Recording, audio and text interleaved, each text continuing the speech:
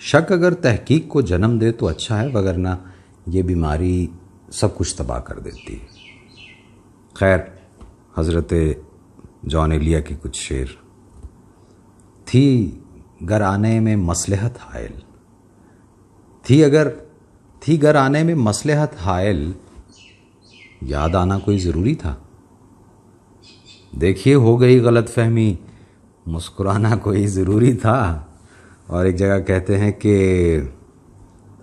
जिक्र भी उससे क्या भला मेरा,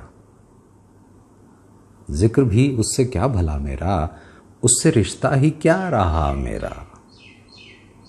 आज मुझको बहुत बुरा कहकर, आज मुझको बहुत बुरा कहकर आपने नाम तो लिया मेरा। आखिरी बात तुमसे कहना है, आखिरी बात तुमसे कहना है, याद रखना ना तुम कहा मेरा। अब तो कुछ भी नहीं हूं मैं वैसे, सही बात है, अब तो कुछ भी नहीं हूं मैं वैसे, कभी वो भी था मुब्तला मेरा। वो भी मंजिल तलक पहुंच जाता, वो भी मंजिल तलक पहुंच जाता, उसने ढूंढा नहीं पता मेरा।